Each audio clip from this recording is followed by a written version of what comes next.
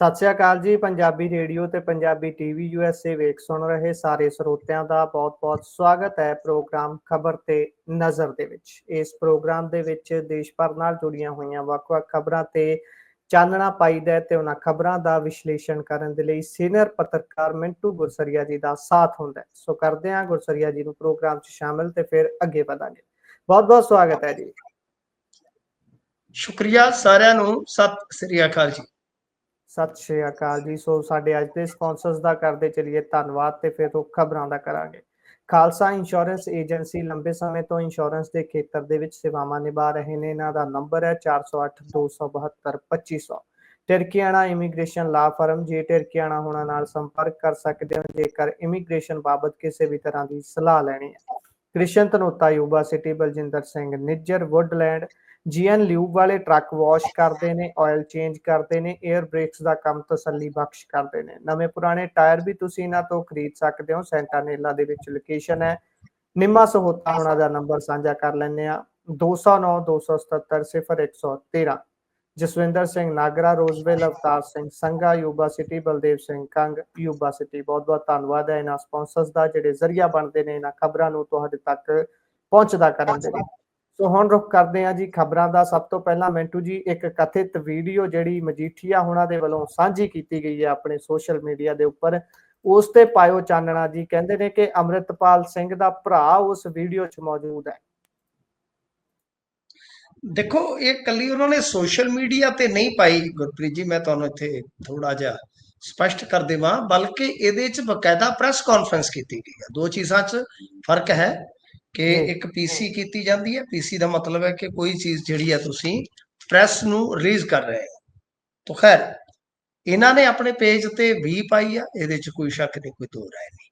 ਤੇ ਦੇਖੋ ਇਹ ਸੰਭਾਵੀ ਸੀ, ਅਸੀਂ ਵੀ ਸੰਭਾਵਨਾ ਜਤਾਈ ਸੀ ਕਿਤੇ ਨਾ ਕਿਤੇ ਕਿ ਐਸਾ ਲੱਗਦਾ ਹੈ ਕਿ ਆਉਣ ਵਾਲੇ ਦਿਨਾਂ ਦੇ ਵਿੱਚ ਮਜੀਠੀਆ ਆਡੀਓ ਤੋਂ ਵੀਡੀਓ ਤੱਕ ਜਾਣਗੇ, ਕਿਉਂਕਿ ਇਹੋ ਜਿਹੇ ਸੰਕੇਤ ਉਹ ਆਪ ਹੀ ਦੇ ਰਹੇ ਸੀਗੇ।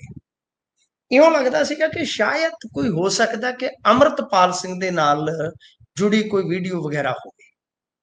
ਪਰੰਤੂ ਅੱਜ ਜਿਹੜੀ ਇਹਨਾਂ ਨੇ ਪ੍ਰੈਸ ਕਾਨਫਰੰਸ ਕੀਤੀ ਆ, ਉਹਦੇ 'ਚ ਇੱਕ ਵੀਡੀਓ ਐਸਾ ਜਾਰੀ ਕੀਤਾ ਗਿਆ, ਜਨਤਕ ਕੀਤਾ ਗਿਆ, ਜਿਹਦੇ ਵਿੱਚ ਦੋ ਜਣੇ ਜਿਹੜੇ ਆ ਉਹ ਕਿਸੇ ਗੱਡੀ 'ਚ ਪੰਨੀ ਤੇ ਸਮਾਨ ਪੀ ਰਹੇ ਆ। ਸਮਾਨ ਸ਼ਬਦ ਇਸਤੇਮਾਲ ਇਸ ਵਾਸਤੇ ਕੀਤਾ ਜਾਂਦਾ ਆ ਕਿ ਉਹਦੇ ਉੱਤੇ ਹੁਣ ਆਪਾਂ ਕੋਈ ਪੁਸ਼ਟੀ ਕਰਕੇ ਨਹੀਂ ਕਹਿ ਸਕਦੇ ਕਿ ਕੋਈ ਕੀ ਪੀ ਰਿਹਾ ਹੈ, ਉਹ ਚਿੱਟਾ ਹੈ, ਸਮੈਕ ਹੈ, ਕੀ ਹੈ।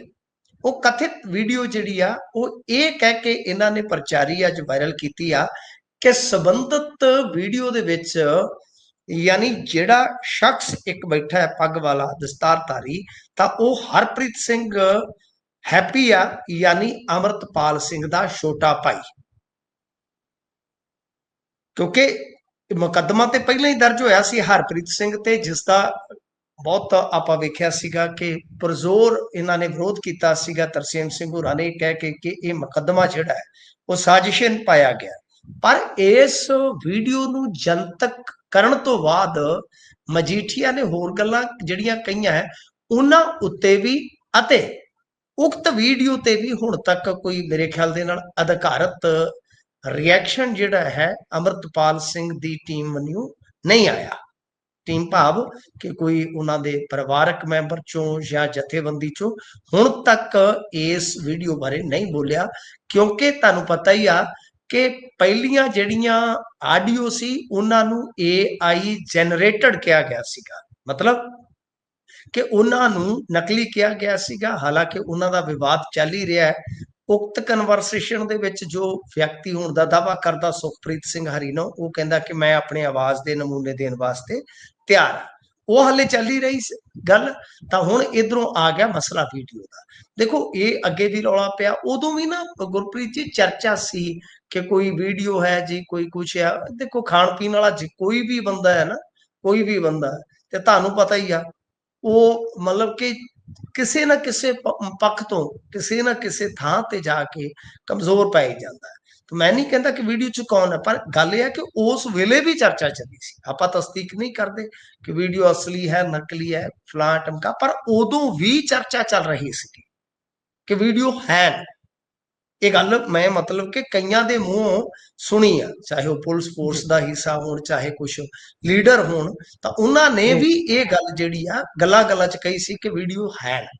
ਉਹ ਇਹ ਹੁਣ ਵੱਡਾ ਮਸਲਾ ਹੈ ਕਿ ਇਹ ਜੋ ਮਜੀਠੀਆ ਸਾਹਿਬ ਨੇ ਇਹਨਾਂ ਤੱਕ ਕਿਵੇਂ ਪਹੁੰਚ ਰਹੀਆਂ ਨੇ ਆਡੀਓ ਵੀਡੀਓ, ਕਿਉਂਕਿ ਜੀ ਸੁਖਪ੍ਰੀਤ ਸਿੰਘ ਹਰੀਨੌਂ ਦਾ ਇਹ ਕਹਿਣਾ ਸੀ ਕਿ ਅਸੀਂ ਉਕਤ ਆਡੀਓ ਜਿਹੜੀਆਂ ਨੇ ਉਹ ਵੀ ਮਜੀਠੀਆ ਨੂੰ ਨਹੀਂ ਸੌਂਪੀਆਂ, ਉਹ ਅਸੀਂ ਪੁਲਿਸ ਰਿਕਾਰਡ ਚਲਾਈਆਂ ਨੇ, ਕੇਸ ਚਲਾਈਆਂ ਨੇ, ਤਾਂ ਉੱਥੋਂ ਕਿੱਥੇ ਕਿਵੇਂ ਜਾ ਰਹੀਆਂ, ਇਹ ਵੀਡੀਓ ਕਿਵੇਂ ਪਹੁੰਚੀਆਂ। ਮਤਲਬ ਕਿ ਪਹਿਲੀ ਗੱਲ ਤੇ ਇਹ ਹੈ ਕਿ ਜਾਂਚ ਪੜਤਾਲ ਹੋਵੇ ਕਿ ਵੀਡੀਓ ਅਸਲੀ ਹੈ ਜਾਂ ਨਕਲੀ ਹੈ। ਉਹ ਤੇ ਹੁਣ ਇਹਨਾਂ ਦੋਨਾਂ ਧਿਰਾਂ ਨੇ, ਇੱਕ ਨੇ ਤੇ ਰੱਖਤਾ, ਹੁਣ ਦੂਜੀ ਧਿਰ ਨੇ ਸਿੱਧ ਕਰਨਾ। ਤਾਂ ਪਰ ਗੱਲ ਇਹ ਆ ਕਿ ਹੁਣ ਮਸਲਾ ਇਹ ਵੀ ਉੱਠਦਾ ਹੈ ਕਿ ਵਿਕਰਮ ਮਜੀਠੀਆ ਜਿਹੜੇ ਆ ਉਹ ਕਿਉਂ ਇਸ ਕਹਾਣੀ 'ਚ ਇੱਥੋਂ ਤੱਕ ਆਏ ਆ। ਵੱਡਾ ਸਵਾਲ ਇਹੀ ਆ, ਬਹੁਤ ਸਾਰੇ ਲੋਕ ਇਸ ਸਵਾਲ ਦਾ ਜਵਾਬ ਲੱਭਦੇ ਆ। ਹੁਣ ਜਦੋਂ ਰਿਐਕਸ਼ਨ ਆਏਗਾ ਉਧਰੋਂ, ਕੋਈ ਪ੍ਰਤੀਕਰਮ ਆਉਂਦਾ ਹੈ ਅੰਮ੍ਰਿਤਪਾਲ ਸਿੰਘ ਦੇ ਸਾਥੀਆਂ ਵੱਲੋਂ, ਚਲੋ ਉਹ ਆਪਾਂ ਉਸ ਨੂੰ ਅਪਡੇਟ ਕਰ ਦੇਵਾਂਗੇ। ਪਰੰਤੂ ਇੱਕ ਵੱਡਾ ਸਵਾਲ ਹੈ ਕਿ ਵਿਕਰਮ ਸਿੰਘ ਮਜੀਠੀਆ ਅਤੇ ਇਸ ਵੇਲੇ ਜੋ ਅੰਮ੍ਰਿਤਪਾਲ ਸਿੰਘ ਦੀ ਜਥੇਬੰਦੀ ਹੈ ਕਿ ਆਮੋ ਸਾਹਮਣੇ ਕਿਉਂ ਹਨ। ਤਾਂ ਇਸ ਕਿਉਂ ਦਾ ਜਵਾਬ ਲੱਭਣ ਦਾ ਬਹੁਤ ਯਤਨ ਕੀਤਾ ਜਾਂਦਾ ਕਿ ਇਹ ਤੇ ਬਿਲਕੁਲ ਸਿੱਧਾ ਚੱਲ ਪਿਆ। ਤਾਂ ਮੇਰੇ ਖਿਆਲ ਦੇ ਨਾਲ ਉਹ ਹੈ ਮਾਝੇ ਦੀ ਰਾਜਨੀਤੀ ਦਾ ਕਿਤੇ ਨਾ ਕਿਤੇ ਜਿਹੜਾ ਬੋਲਬਾਲਾ ਹੈ, ਜਾਂ ਇਹ ਵੀ ਹੁਣ ਆਪਾਂ ਕਿਤੇ ਨਾ ਕਿਤੇ ਇੱਕ ਕਿਆਫਾ ਲਾਈਏ ਤਾਂ ਹੋ ਸਕਦਾ ਹੈ ਕਿ ਪਪਲਪ੍ਰੀਤ ਵੀ, ਕਿਉਂਕਿ ਤੁਹਾਨੂੰ ਪਤਾ ਹੀ ਹੈ ਪਪਲਪ੍ਰੀਤ ਸਿੰਘ ਦਾ ਵੀ ਏਰੀਆ ਇਹੋ ਆ ਮਜੀਠੀਏ ਹੋਰਾਂ ਵਾਲਾ।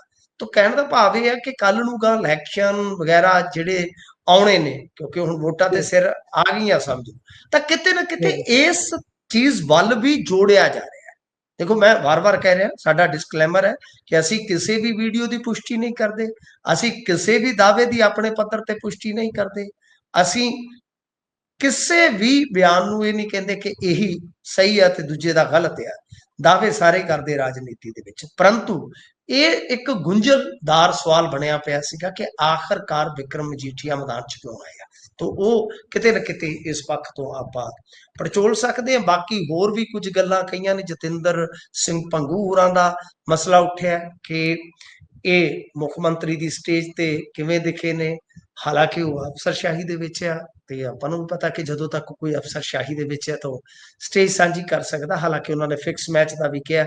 ਫਿਰ ਇਸ ਤੋਂ ਇਲਾਵਾ ਗੁਰਪ੍ਰੀਤ ਸਿੰਘ ਹਰੀਨੌਂ ਦੇ ਜਿਹੜੇ ਸ਼ੂਟਰ ਸੀਗੇ ਉਹਨਾਂ ਦਾ ਵੀ ਜ਼ਿਕਰ ਕੀਤਾ ਗਿਆ ਹੈ ਕਿ ਉਹ ਸ਼ੂਟਰ ਜਿਹੜੇ ਆ ਉਹ ਗੈਂਗਸਟਰਾਂ ਦੇ ਸੀ, ਕਿਉਂਕਿ ਉਹਨਾਂ ਨੇ ਇਸ ਤੋਂ ਪਹਿਲਾਂ ਵੀ ਇੱਕ ਵਾਰਦਾਤ ਨੂੰ ਅੰਜਾਮ ਦਿੱਤਾ ਸੀਗਾ। ਸੋ ਕੁਝ ਆਪਾਂ ਇਸ ਪੱਖ ਤੋਂ ਵੀ ਦੇਖ ਸਕਦੇ ਹਾਂ ਕਿ ਭਗਵੰਤ ਮਾਨ ਸਰਕਾਰ ਨੂੰ ਵੀ ਘਿਰਿਆ ਗਿਆ ਕਿ ਇਹ ਸਾਰਾ ਕੁਝ ਜਿਹੜਾ ਹੈ ਉਹ ਮਤਲਬ ਕਿ ਰਲਦਾ ਮਿਲਦਾ ਹੈ। ਇਹਦੇ ਵਿੱਚ ਨਸ਼ੇ ਦਾ ਮੁੱਦਾ ਆ ਗਿਆ, ਇਹਦੇ ਵਿੱਚ ਜਤਿੰਦਰ ਸਿੰਘ ਭੰਗੂ ਦਾ ਮੁੱਦਾ ਆ ਗਿਆ, ਇਹਦੇ ਵਿੱਚ ਗੈਂਗਸਟਰ ਐਂਗਲ ਆ ਗਿਆ ਕਿ ਕਾਰਵਾਈ ਜਿਹੜੀ ਆ ਉਹ ਨਹੀਂ ਕੀਤੀ ਜਾ ਰਹੀ। ਜੀ ਜੀ ਸੋ ਉਧਰ ਕਹਿੰਦੇ ਮਾਰਕੀਟ ਕਮੇਟੀ ਦਾ ਦੇ ਚੇਅਰਮੈਨ ਨੇ ਇੱਕ ਅਧਿਕਾਰੀ ਹੀ ਫੈਂਟ ਦਿੱਤਾ ਫੜ ਕੇ।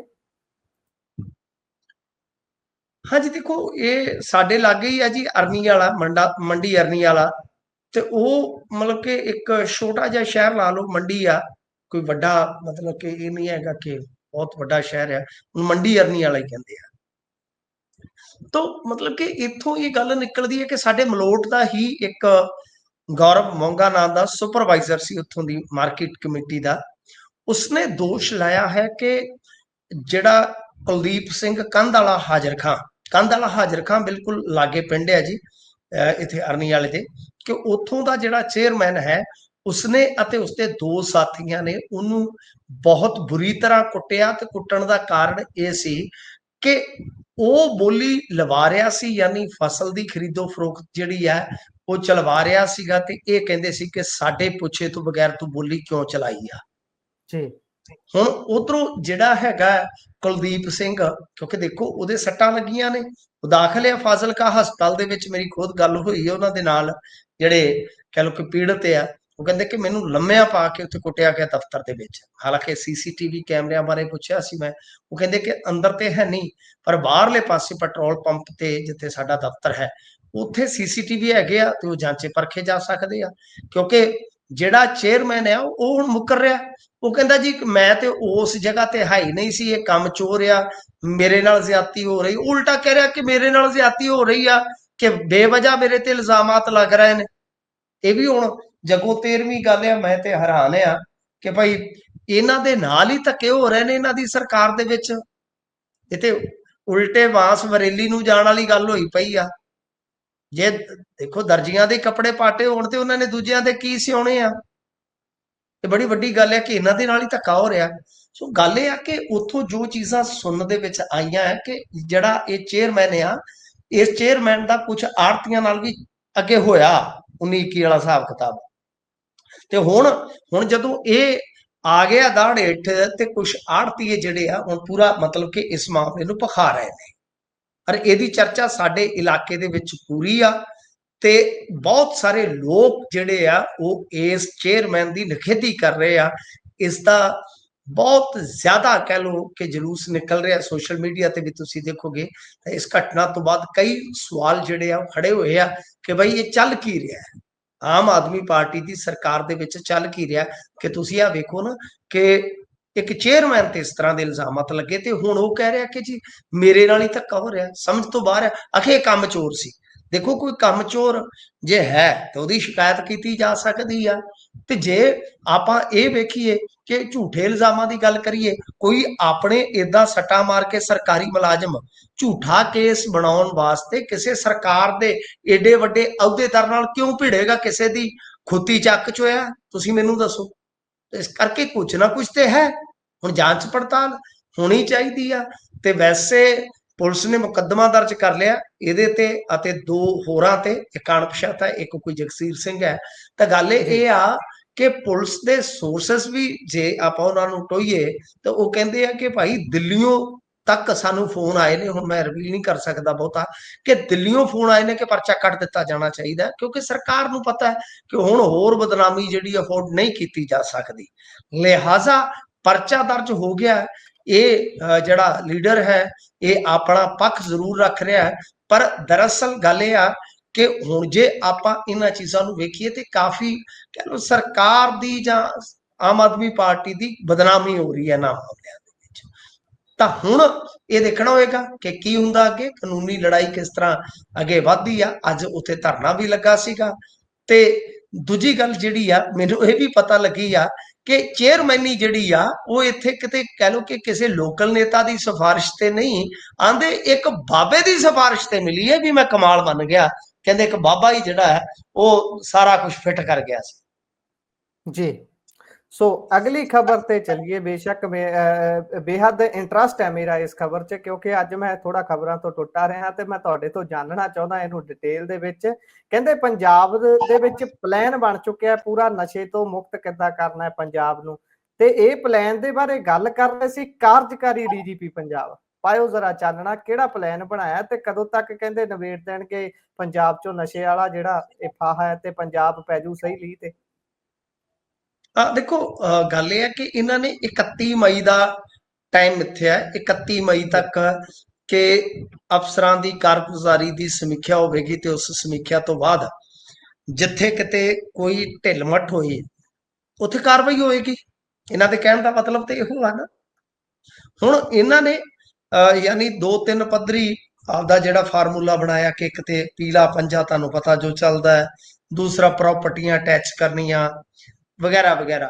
ਤੇ ਇਹਦਾ ਮਤਲਬ ਕਿ ਇਹਨਾਂ ਨੇ ਜਿਹੜਾ ਫਾਰਮੂਲਾ ਅਖਤਿਆਰ ਕੀਤਾ ਹੈ ਤਾਂ ਉਹਦਾ ਹੁਣ ਸਾਰਾ ਕੁਝ ਜਿਹੜਾ ਨਿਚੋੜ ਆ ਉਹ 31 ਮਈ ਤੱਕ ਜਿਹੜੇ ਕਾਰਜਕਾਰੀ ਡੀਜੀਪੀ ਆ ਉਹਨਾਂ ਨੇ ਮਿੱਥ ਦਿੱਤਾ ਕਿ ਉਸ ਤੋਂ ਬਾਅਦ ਜਿਹੜਾ ਵੀ ਕੋਈ ਅਫਸਰ ਇਦਾਂ ਦਾ ਹੋਇਆ ਕਿ ਜਿਹਦੇ ਏਰੀਏ ਦੇ ਵਿੱਚ ਨਸ਼ਾ ਰਿਹਾ ਤਾਂ ਫਿਰ ਉਹਦੇ ਨਾਲ ਹਿਸਾਬ ਕਿਤਾਬ ਜਿਹੜਾ ਹੈ ਉਹ ਮਹਿਕਮੇ ਦੀ ਕਾਰਵਾਈ ਦਾ ਹੋਏਗਾ। ਹੁਣ ਦੇਖੋ ਗੁਰਪ੍ਰੀਤ ਜੀ, ਮੈਂ ਅੱਗੇ ਦੁਪਹਿਰੇ ਵੀ ਸਵਾਲ ਕਰਕੇ ਹਟਿਆ ਸੀਗਾ ਕਿ ਜਿਹੜੀ ਸਮੀਖਿਆ ਹੋਏਗੀ, ਸਮੀਖਿਆ ਦਾ ਆਧਾਰ ਕੀ ਹੋਏਗਾ? ਇੱਕ ਤੇ ਨਸ਼ਾ ਮੁਕਤ ਪੰਜਾਬ ਦੀ ਵਿਆਖਿਆ ਕੀ ਆ, ਉਸ ਵਿਆਖਿਆ ਦੇ ਵਿੱਚ ਕੀ ਸੁੱਖਾ ਗਾਂਜਾ ਜਾਂ ਸ਼ਰਾਬ ਇਤਿਆਦਿਕ ਇਹ ਸਾਰੀਆਂ ਚੀਜ਼ਾਂ ਜਿਹੜੀਆਂ ਉਹ ਸ਼ਾਮਲ ਹੋਣਗੀਆਂ ਕਿ ਨਹੀਂ?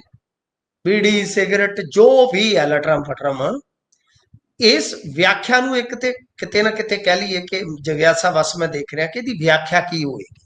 ਦੂਸਰਾ ਹੈ ਕਿ ਜਿਹੜੀ ਤੁਸੀਂ ਸਮੀਖਿਆ ਦੀ ਗੱਲ ਕਰਦੇ ਹੋ ਕਿ ਅਫਸਰਾਂ ਦੀ ਜੀ ਇਦਾਂ ਸਮੀਖਿਆ ਹੋਏਗੀ, ਕਾਰਜ ਵੇਖਿਆ ਜਾਏਗਾ ਕਿ ਕੌਣ ਕਿਸ ਤਰ੍ਹਾਂ ਦਾ, ਕੌਣ ਕਿਸ ਪੱਧਰ ਦਾ ਕਰ ਰਿਹਾ। ਤਾਂ ਦੇਖੋ ਉਹ ਕਿਸ ਲਿਹਾਜ਼ ਨਾਲ ਹੋਏਗੀ, ਉਹਦਾ ਪੈਮਾਨਾ ਕੀ ਹੋਏਗਾ, ਕਸੌਟੀ ਕੀ ਹੋਏਗੀ। ਕਸੌਟੀ ਤੁਸੀਂ ਕੀ ਕਰੋਗੇ ਕਿ ਮਾਮਲੇ ਕਿੰਨੇ ਵੱਧ ਦਰਜ ਕੀਤੇ, यानी रिकवरी किन्ने शो की आ कि ਜਾਂ ਤੁਸੀਂ ਇੱਕ ਗੁਪਤ ਮਤਲਬ ਕਿ ਤੰਤਰ ਵਿਕਸਿਤ ਕਰੋਗੇ, ਸੁਈਆ ਤੰਤਰ ਵਿਕਸਿਤ ਕਰੋਗੇ ਕਿ ਜਿਹੜਾ ਹੇਠਲੇ ਪੱਧਰ ਤੋਂ ਤੁਹਾਨੂੰ ਸਾਰੀ ਫੀਡਬੈਕ ਦੇਵੇਗਾ। ਇਹ ਬੜਾ ਵੱਡਾ ਸਵਾਲ ਹੈ, ਵਾਜਬ ਸਵਾਲ ਹੈ ਇਸ ਸਾਰੇ ਇਹਨਾਂ ਦੇ ਮਾਸਟਰ ਪਲਾਨ ਦੇ ਵਿੱਚ ਕਿ ਇੱਕ ਤੇ ਵਿਆਖਿਆ ਕੀ ਹੈ ਨਸ਼ਾ ਮੁਕਤੀ ਦੀ, ਸੈਕੰਡ ਥਿੰਗ ਕਿ ਭਾਈ ਉਹ ਜਿਹੜੀ ਤੁਸੀਂ ਸਮੀਖਿਆ ਕਰਨੀ ਹੈ 31 ਮਈ ਨੂੰ, ਉਹ ਆਧਾਰ ਕੀ ਹੋਏਗਾ ਉਹਦਾ। ਤੇ ਤੁਸੀਂ ਤੇ ਕਹਿੰਦੇ ਸੀ ਕਿ ਅਸੀਂ ਮਰਦਮਸ਼ੁਮਾਰੀ ਵੀ ਕਰਨੀ ਹੈ ਨਸ਼ਾ ਪੀੜਤਾਂ ਦੀ, ਉਹ ਤੇ ਹਾਲੇ ਤੱਕ ਹੋਈ ਨਹੀਂ। ਇਹਨਾਂ ਨੇ ਬਜਟ ਦੇ ਵਿੱਚ ਪੈਸੇ ਵੀ ਰੱਖ ਦਿੱਤੇ ਸਨ, ਤਾਂ ਉਹਦੇ ਤੋਂ ਬਗੈਰ ਉਹ ਡਾਟਾ ਤਾਂ ਤੁਸੀਂ ਕਲੈਕਟ ਕੀਤਾ ਹੀ ਨਹੀਂ, ਉਹ ਤਾਂ ਭੁੱਲ ਹੀ ਗਏ ਮੈਨੂੰ ਲੱਗਦਾ।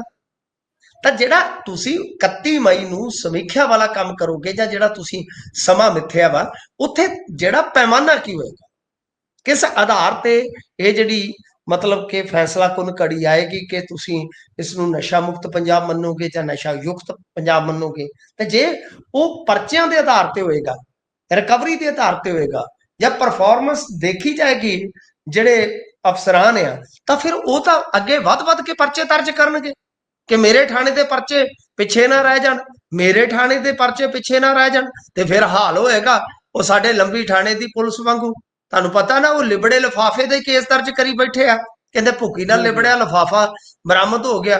ਲੋਕਾਂ ਨੇ ਤੇ ਆਪਦੇ ਘਰ ਚੋਂ ਨਸਵਾਰ ਦੀਆਂ ਡੱਬੀਆਂ ਵੀ ਸੁੱਟ ਦਿੱਤੀਆਂ ਕਿ ਕਿਤੇ ਪੁਰਾਣੀ ਨਸਵਾਰ ਦੀ ਡੱਬੀ ਨਾ ਲੱਭ ਜਾਵੇ, ਮਾਂਜੇ ਨਾ ਜਾਈਏ। ਸੋ ਇਹ ਚੀਜ਼ ਜਿਹੜੀ ਆ ਕਿਤੇ ਨਾ ਕਿਤੇ ਕਹਿ ਲਓ ਕਿ ਹਾਲੇ ਅਸਪਸ਼ਟ ਆ ਕਿ ਇਹਨਾਂ ਚੀਜ਼ਾਂ ਦਾ ਆਧਾਰ ਕੀ ਹੋਏਗਾ, ਵਿਆਖਿਆ ਕੀ ਹੋਏਗੀ ਨਸ਼ਾ ਮੁਕਤ ਪੰਜਾਬ ਦੀ। ਪਰ ਉਹਦਾ ਇਹਨਾਂ ਨੇ ਅਲਟੀਮੇਟਮ ਦੇ ਦਿੱਤਾ ਤੇ ਜਾਨੀ ਦੂਜੇ ਪਾਸੇ ਇਹ ਵੀ ਕਿਹਾ ਕਿ ਜੋ ਐਂਟੀ ਡਰੋਨ ਸਿਸਟਮ ਆ ਉਹ ਵੀ ਅਸੀਂ ਜਲਦ ਬਾਰਡਰ ਤੇ ਕਰ ਦਿਆਂਗੇ ਬਾਈ ਸੈੱਟ। ਜੀ ਵੇਖਦੇ ਆ ਕਿੰਨਾ ਕੁ ਸੈੱਟ ਕਰਦੇ ਨੇ, ਬਾਕੀ ਤੁਸੀਂ ਚਾਨਣਾ ਪਾ ਹੀ ਦਿੱਤਾ ਹੈ। ਅਗਲੀ ਖਬਰ ਤੇ ਜੇਕਰ ਚੱਲੀਏ ਤਾਂ ਮੋਬਾਈਲ ਫੋਨ ਕਹਿੰਦੇ 24 ਘੰਟੇ ਆਨ ਰਹਿਣਗੇ, ਬੇਸ਼ੱਕ ਦਿਨ ਛੁੱਟੀ ਵਾਲਾ ਹੋਵੇ। ਸਰਕਾਰੀ ਬਾਬੂਆਂ ਨੂੰ ਨਵੇਂ ਹੁਕਮ ਆ ਗਏ ਨੇ। ਨਹੀਂ ਅੱਛਾ, ਪਹਿਲੀ ਗੱਲ ਤੇ ਆ ਲੇਬਰ ਡੇ ਆਉਣਾ ਹੈ। ਦੇਖੋ ਲੇਬਰ ਡੇ ਜਿਹੜਾ ਸੀਗਾ ਨਾ, ਉਹ ਲੇਬਰ ਡੇ ਕਿਉਂ ਬਣਾਇਆ ਗਿਆ ਸੀਗਾ?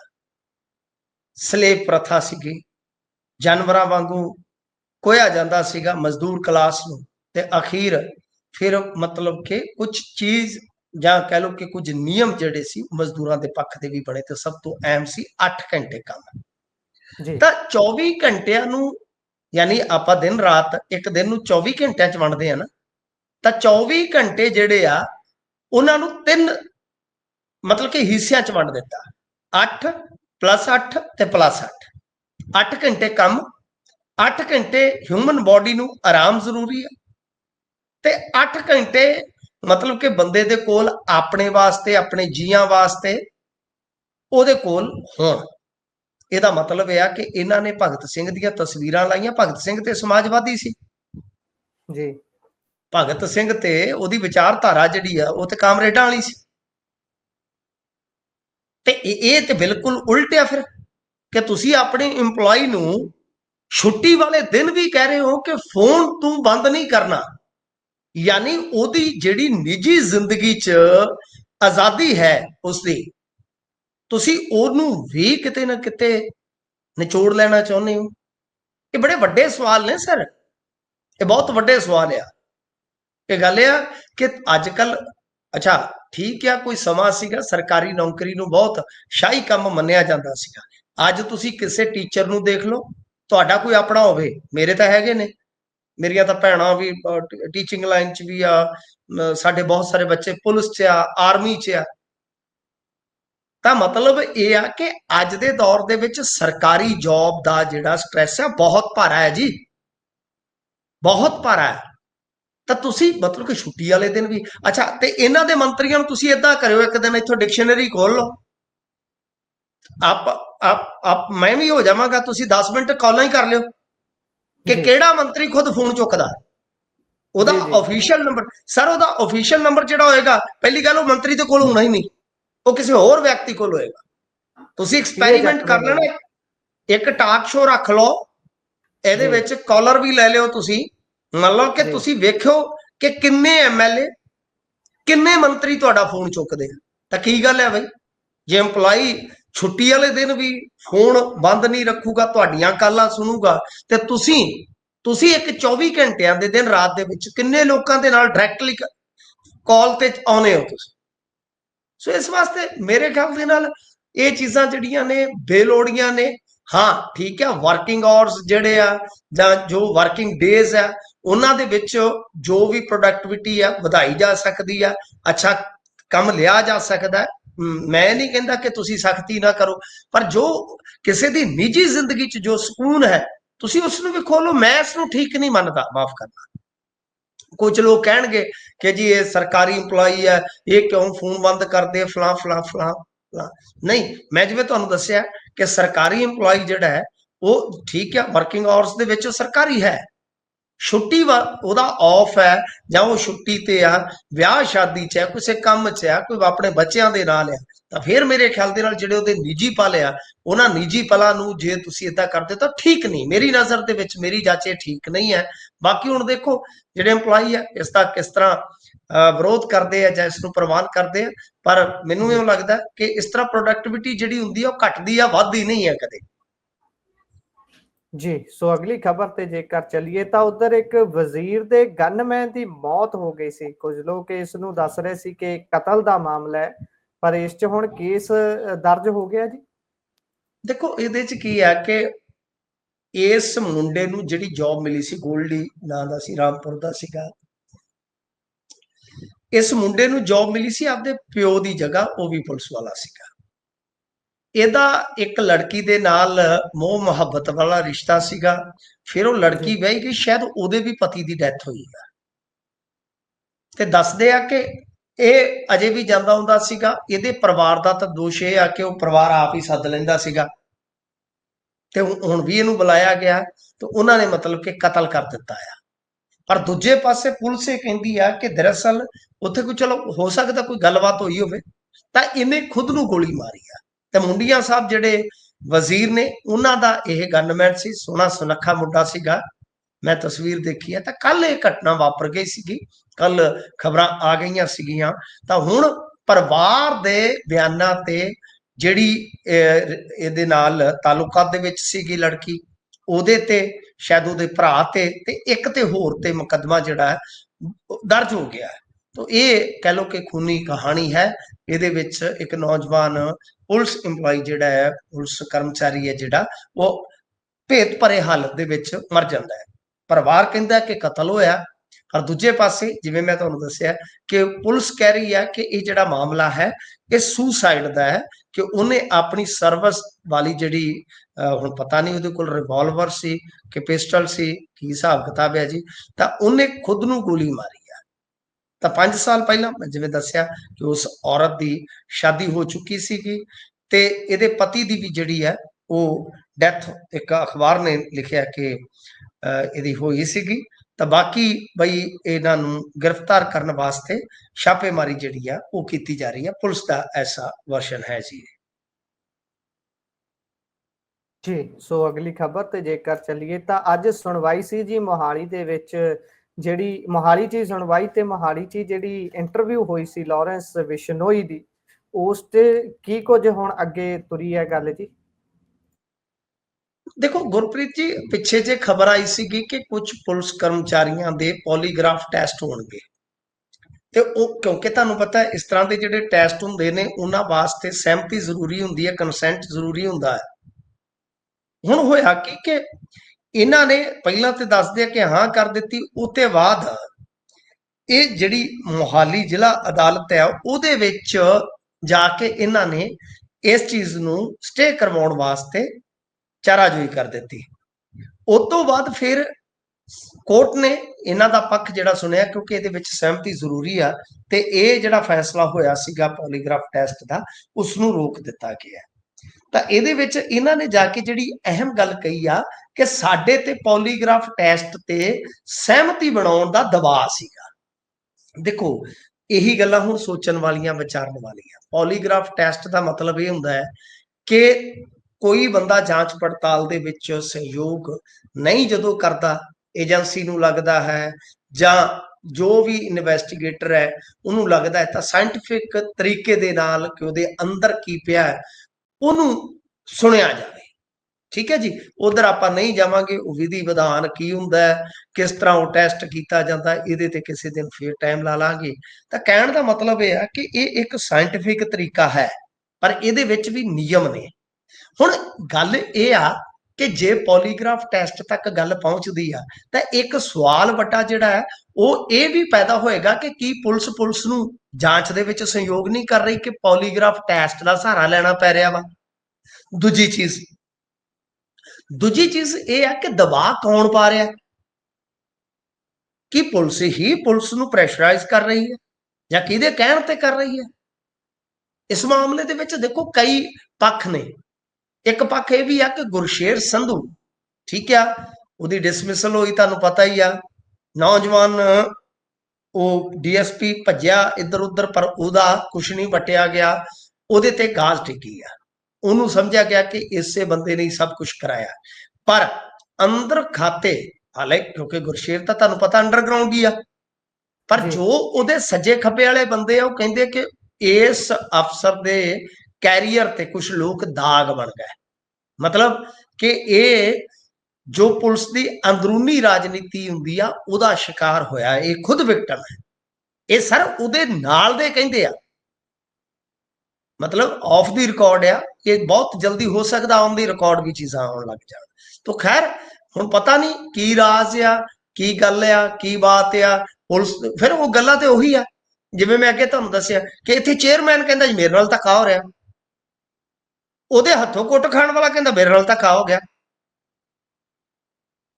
ਉਹ ਜਿਹੜਾ ਹੈਗਾ ਗਿਆਸਪੁਰਾ, ਉਹਦੇ ਖਾਸ ਬੰਦੇ ਤੇ ਦੋਸ਼ ਲੱਗਦਾ, ਉਹਨੇ ਗੋਲੀ ਚਲਾਈ ਆ, ਪਰਚਾ ਦਰਜ ਹੋ ਜਾਂਦਾ, ਤੇ ਉਹਦਾ ਪੀਏ ਕਹਿੰਦਾ ਕਿ ਸਾਡੇ ਨਾਲ ਧੱਕਾ ਹੋ ਗਿਆ, ਸਾਡੇ ਬੰਦੇ ਤੇ ਗਲਤ ਪਰਚਾ ਦੇ ਦਿੱਤਾ ਪੁਲਿਸ ਨੇ। ਇੱਥੇ ਪੁਲਿਸ ਕਹੀ ਜਾਂਦੀ ਹੈ ਜੀ ਪੁਲਿਸ ਹੀ ਪ੍ਰੈਸ਼ਰਾਈਜ਼ ਕਰ ਰਹੀ ਹੈ, ਪੁਲਿਸ ਹੀ ਕਹਿ ਰਹੀ ਹੈ ਕਿ ਸਹਿਯੋਗ ਨਹੀਂ ਦੇ ਰਹੀ ਜੀ ਸਾਨੂੰ ਪੁਲਿਸ। ਤਾਂ ਮਤਲਬ ਕਿ ਕੀ ਕਰੋਗੇ, ਤੇ ਸਾਰੇ ਗੰਢੇ ਹੀ ਗਲ ਗਏ ਨੇ ਸਾਹਿਬ, ਭਿੰਡੀਆਂ 'ਚ ਪਾਣੀ ਪੈ ਗਿਆ, ਸੇਵੀਆਂ 'ਚ ਸਵਾਹ। ਮਤਲਬ ਕਰੀਏ ਤੇ ਕਰੀਏ ਕੀ, ਦੱਸੋ ਤੁਸੀਂ ਆਪ ਦੱਸੋ। ਤੇ ਕੁਝ ਵੀ ਲੱਗਦਾ ਹੀ ਨਹੀਂ ਹੈ ਕਿ ਤਾਂ ਸਹੀ ਹੋ ਰਿਹਾ। ਖੈਰ ਇਹ ਜਿਹੜੀ ਜਾਂਚ ਪੜਤਾਲ ਹੈ, ਕਿਉਂਕਿ ਇਹਦੀ ਨਿਗਰਾਨੀ ਹਾਈ ਕੋਰਟ ਕਰਦਾ, ਇਸ ਵਾਸਤੇ ਇਹਨੂੰ ਛੇਤੀ ਕੀਤੇ ਆ, ਇਹ ਠੰਡੇ ਬਸਤੇ 'ਚ ਤੇ ਨਹੀਂ ਪਾ ਸਕਦੇ। ਪਰ ਆ ਜਿਹੜਾ ਕੰਮ ਆ ਕਿ ਕਦੇ ਹਾਂ ਕਦੇ ਨਾ, ਕभी ਹਾਂ ਕभी ਨਾ, ਇਹ ਜ਼ਰੂਰ ਚੱਲ ਰਿਹਾ ਜੀ। ਜੀ ਸੋ ਉਧਰ ਕਾਂਗਰਸ ਆਖ ਹਾਈ ਕਮਾਨ ਆਲਾ ਕਮਾਨ ਕਹਿ ਰਹੀ ਆ ਵੀ ਆਪਣੇ ਨੇਤਾਵਾਂ ਨੂੰ ਵੀ ਭਾਈ ਤੁਸੀਂ ਚੁੱਪ ਹੀ ਰਹੋ ਪਹਿਲਗਾਮ ਵਾਲੇ ਮੁੱਦੇ ਤੇ, ਅਜਿਹਾ ਕਿਉਂ ਕਹਿਣਾ ਪੈ ਰਿਹਾ ਹੈ? ਦੇਖੋ ਇਹ ਇਸ ਤਰ੍ਹਾਂ ਦਾ ਮਾਮਲਾ ਹੈ ਗੁਰਪ੍ਰੀਤ ਜੀ, ਤੁਹਾਨੂੰ ਯਾਦ ਹੋਏਗਾ ਕਿ ਜਦੋਂ ਪੁਲਵਾਮਾ ਹੋਇਆ ਸੀਗਾ, ਪੁਲਵਾਮਾ ਤੋਂ ਬਾਅਦ ਕੁਝ ਬਿਆਨ ਆ ਗਏ ਸਨ ਅਰਵਿੰਦ ਕੇਜਰੀਵਾਲ, ਖਾਸ ਤੌਰ ਤੇ ਰਾਹੁਲ ਗਾਂਧੀ ਦੇ। ਉਹ ਬਿਆਨ ਇੰਨੇ ਜ਼ਿਆਦਾ ਇਹਨਾਂ ਵਾਸਤੇ ਮੁੜ ਕੇ ਬਈ ਪੰਗਾ ਬਣ ਗਏ ਸਨ ਕਿ ਗੱਲ ਜਿਹੜੀ ਹੈ ਨਾ ਉਹ ਮੁੜ ਕੇ ਇਹਨਾਂ ਤੋਂ ਸੰਭਲੇ ਤੋਂ ਫਿਰ ਸੰਭਾਲੀ ਨਹੀਂ ਸੀ ਜਾ ਰਹੀ। ਠੀਕ ਹੈ ਨਾ ਜੀ, ਕਿਉਂਕਿ ਦੇਖੋ ਗੱਲ ਇਹ ਹੈ ਨਾ ਕਿ ਸੈਂਟੀਮੈਂਟ ਹੁੰਦਾ, ਉਸ ਟਾਈਮ ਜਿਹੜਾ ਸੈਂਟੀਮੈਂਟ ਸੀਗਾ ਉਹ ਬਈ ਕਿਹੋ ਜਿਹਾ ਸੀਗਾ, ਔਰ ਉਸਨੇ ਕਿਸ ਤਰ੍ਹਾਂ ਚੋਣ ਦਾ ਨਕਸ਼ਾ ਬਦਲਿਆ ਇਹ ਕਹਿਣ ਦੀ ਜ਼ਰੂਰਤ ਨਹੀਂ ਹੈ। ਤਾਂ ਗੱਲ ਇਹ ਆ ਕਿ ਹੁਣ ਜੇ ਆਪਾਂ ਦੇਖੀਏ ਤਾਂ ਅੱਜ ਮੀਟਿੰਗਾਂ ਦਾ ਦੌਰ ਜਾਰੀ ਰਿਹਾ ਗੁਰਪ੍ਰੀਤ ਜੀ, ਤੇ ਪ੍ਰਧਾਨ ਮੰਤਰੀ ਅਤੇ ਰੱਖਿਆ ਮੰਤਰੀ ਉਹਨਾਂ ਦੀ ਮੀਟਿੰਗ ਹੋਈ। ਹਾਲਾਂਕਿ ਇਸ ਮੀਟਿੰਗ ਦੀ ਡਿਟੇਲ ਨਹੀਂ ਆਈ। ਇਸ ਤੋਂ ਇਲਾਵਾ ਜੇ ਆਪਾਂ ਦੇਖੀਏ ਤਾਂ ਕਾਂਗਰਸ ਨੇ, ਜਿਵੇਂ ਮੈਂ ਤੁਹਾਨੂੰ ਦੱਸਿਆ ਹੀ ਆ ਕਿ ਕਾਂਗਰਸ ਨੇ ਸ਼ਾਇਦ ਇਹਨਾਂ ਚੀਜ਼ਾਂ ਦੇ ਮੱਦੇਨਜ਼ਰ, ਕਿਉਂਕਿ ਜਿਹੜੀ ਆਪੋਜੀਸ਼ਨ ਹੁੰਦੀ ਆ ਇਹੋ ਜਿਹੇ ਮਾਹੌਲ ਦੇ ਵਿੱਚ ਫਿਰ ਉਹਨਾਂ ਦੇ ਵੀ ਕੁਝ ਫਰਜ਼ ਹੁੰਦੇ ਆ ਕਿ ਇੱਧਰ ਉੱਧਰ ਦੀ ਗੱਲ ਨਾਲ ਦੇਸ਼ ਦੀ ਛਵੀ ਨਾ ਕਿਤੇ ਕਮਜ਼ੋਰ ਹੋਵੇ, ਉਹਨਾਂ ਨੇ ਪਹਿਲਗਾਮ ਮਾਮਲੇ ਤੇ ਆਪਦੇ ਲੀਡਰਾਂ ਨੂੰ ਕਿਤੇ ਨਾ ਕਿਤੇ ਤਾਕੀਦ ਕੀਤੀ ਆ। ਹੁਣ ਜਿਹੜੀ ਗੱਲ ਆਪਾਂ ਦੇਖੀਏ ਇਸ ਵੇਲੇ ਉਹ ਇਹ ਆ, ਜਿਹੜੀ ਵੱਡੀ ਖਬਰ ਆ ਰਹੀ ਹੈ ਉਹ ਇਹ ਆ ਕਿ ਬਈ ਦੱਸਦੇ ਕਿ ਕੁਝ ਵੀਡੀਓ ਜਿਹੜੇ ਆ ਹਮਲੇ ਦੇ ਸਾਹਮਣੇ ਆ ਗਏ ਆ। ਠੀਕ ਹੈ ਜੀ, 2 ਵੀਡੀਓ ਦੱਸਦੇ ਆ ਕਿ ਸਾਹਮਣੇ ਆਏ ਆ, ਜਿਹਦੇ ਵਿੱਚ ਮਤਲਬ ਕਿ ਇੱਕ ਨੌਜਵਾਨ ਹੈ ਉਹ ਭੱਜ ਰਿਹਾ ਤੇ ਉਹਦੇ ਗੋਲੀ ਵੱਜਦੀ ਆ, ਉਹ ਡਿੱਗਦਾ। ਇਸ ਤੋਂ ਇਲਾਵਾ ਜੇ ਤੁਸੀਂ ਦੇਖੋਗੇ ਤਾਂ ਪੂਰੇ ਲੋਕ ਦਹਿਸ਼ਤ ਜ਼ਦਾ ਨੇ, ਉਹ ਸਾਰਾ ਕੁਝ ਜਿਹੜਾ ਹੈ ਉਹ ਸਾਹਮਣੇ ਆ ਰਿਹਾ ਹੈ। ਠੀਕ ਹੈ ਜੀ, ਤੇ ਦੂਜੇ ਪਾਸੇ ਇੱਕ ਵੀਡੀਓ ਜਿਹੜਾ ਹੈ ਹੋ ਰਿਹਾ, ਯਾਨੀ ਦੋ ਵੀਡੀਓ ਜਿਹੜੇ ਆ ਉਹ ਸਾਹਮਣੇ ਆ ਰਹੇ ਆ।